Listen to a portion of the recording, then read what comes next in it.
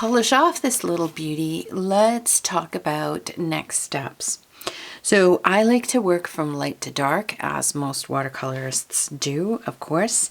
And I'm checking to see if there are any areas that would benefit from lightening.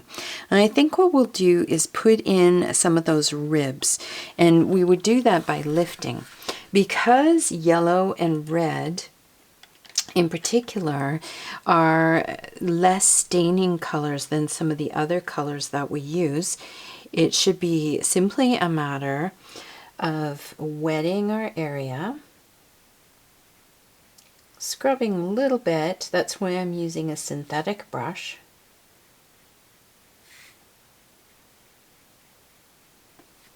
And then blotting it with a paper towel. And you can see that we've lifted some of the paint off, not the whole thing. And I find this is a great way to add those ribs in, as opposed to trying to paint around them or include them in at the beginning stages. I prefer to add them at this point by lifting an area. It's just a small detail, and so I don't want to make it too big a focus of my painting. I'm blotting the pigment to lift it off the page once it is loosened. Okay, so now that we've done some lifting,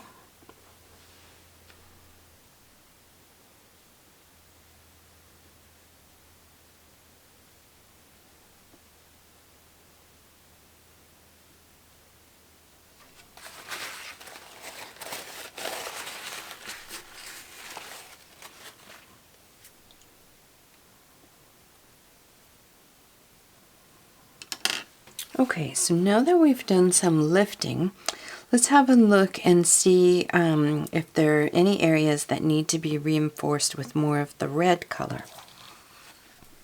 In fact, you could be looking at any of the colors that you want to reinforce.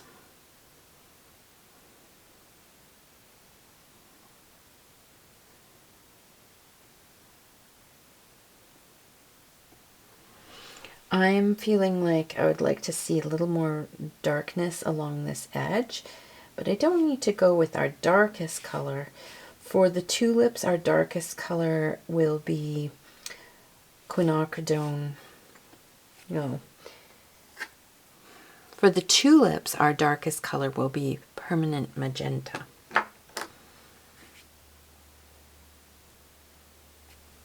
So I'm applying the paint roughly where I want it, wetting my brush.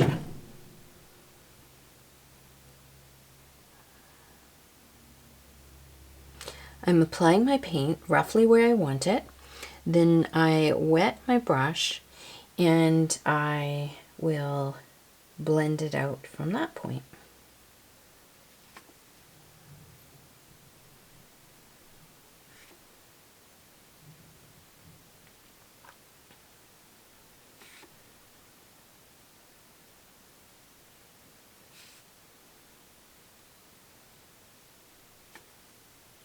So this is more of a dry on dry technique than the one we were using earlier. I'm going to turn my page here so that I can reach this one better.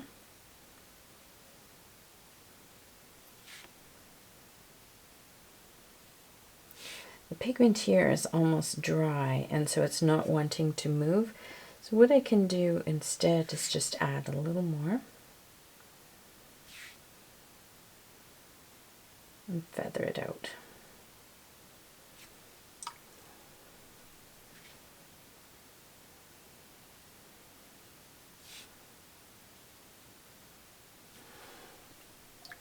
Now I'll move on to the other side. I'm going to keep the same angle because the area I want is this little section right here.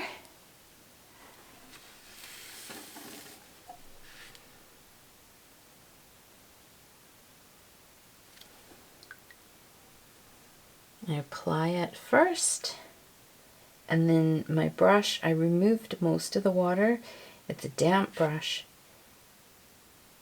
And I just drag it along that area.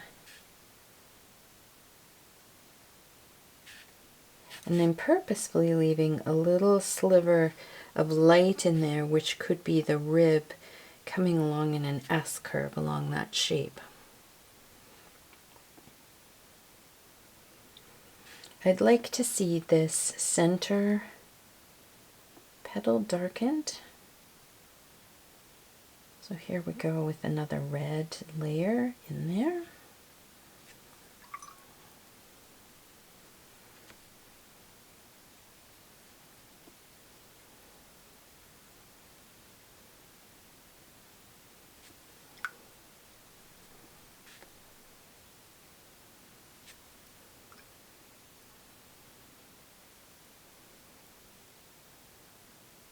And I'd also like to darken along the bottom of these 3 rear petals. We'll use some permanent magenta in this area later, but just to get things started, because it should be in shadow, I'm using some of the red as well to help me make a transition area.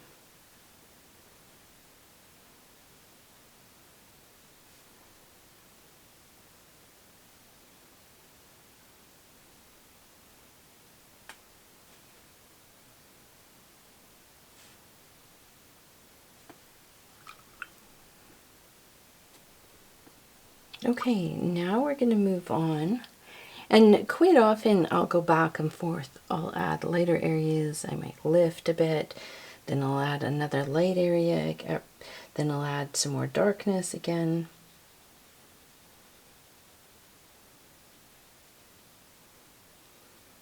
I always have a lot of fun with this polishing stage.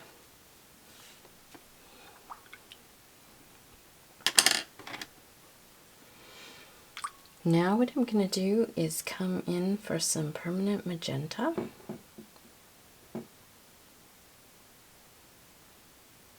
And of the colors I'm using for the tulip, this one has the darkest value. So this one will be for the deepest shadows or for some details. You need to be careful that the area I'm wanting to paint with this is dry, or it could run across the rest of the painting where I don't really want it. So once again, I'm applying it, and then I'm going to take another brush, a soft brush that is damp, and I'm feathering it out.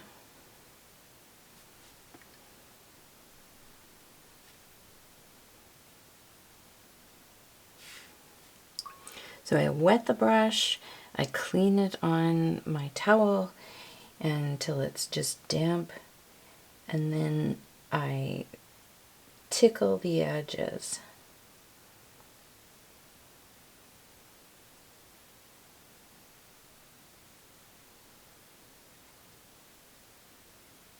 Then I wet the brush, I dry it out, and I tickle the edge.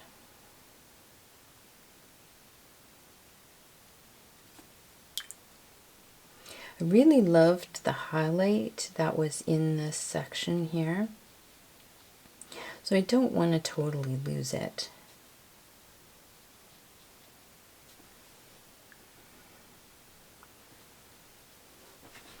Now I'll move over to the other large petal.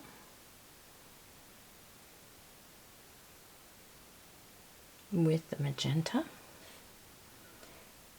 There would be more darkness on the bottom and on the left hand side of my painting, because I've decided that the light is coming from the right and the top.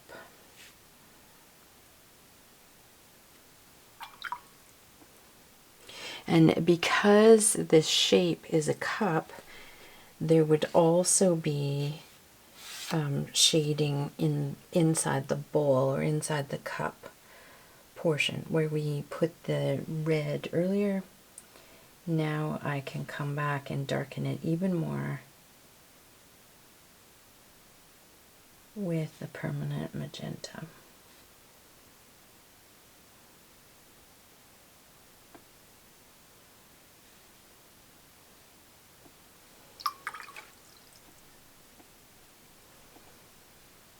That time I went across all 3 back petals, but between the petals the shadow would creep up along one of the edges where there's an additional shadow, and that helps to give the illusion of form where these shadows go. So they're not just straight across. This shadow isn't just straight across. It creeps up in between where the petals are forming.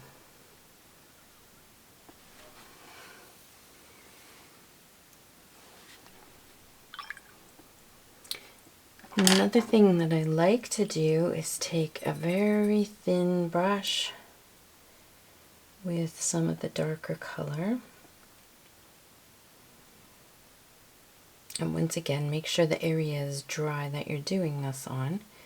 And I'm twisting it so that I can make sure my tip is as pointy as possible. And I'm just going to outline the left-hand side of the rib. There would probably be a little bit of a shadow there. Depending on how dark I want that shadow to be, I might use the red or I might use the magenta. In this case, I'll use the red for the front one.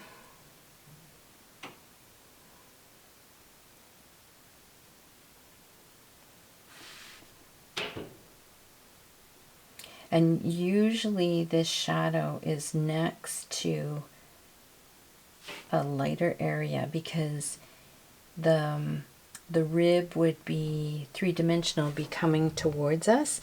It would be raised, and so there would be a highlight at the very top and a shadow on the left side next to it.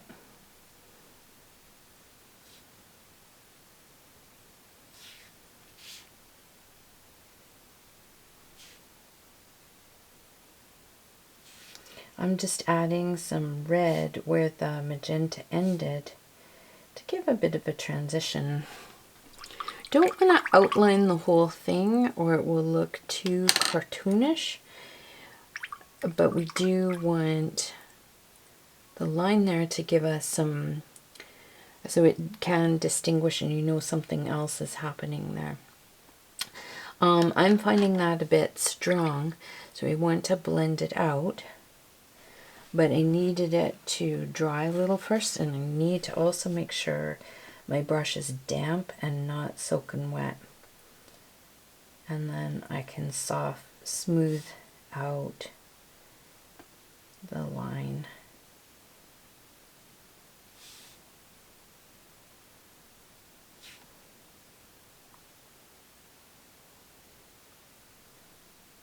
Blending it out into the rest of the petal.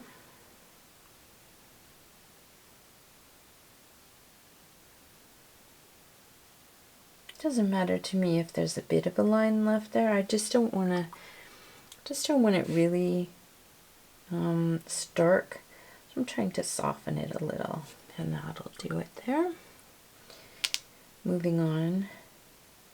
Now, if you're a beginner, don't place the paint for each of these as I did. Do them one by one and before moving on to the next one.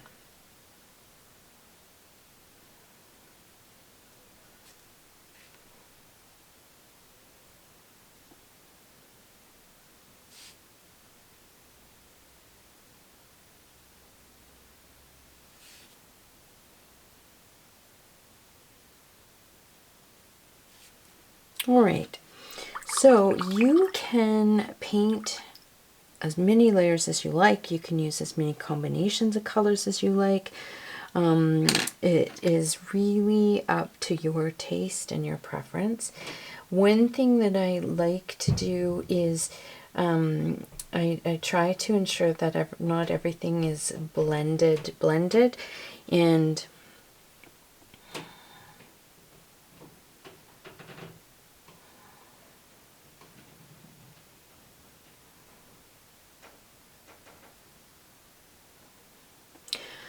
from this stage, you can continue with as many layers as you want.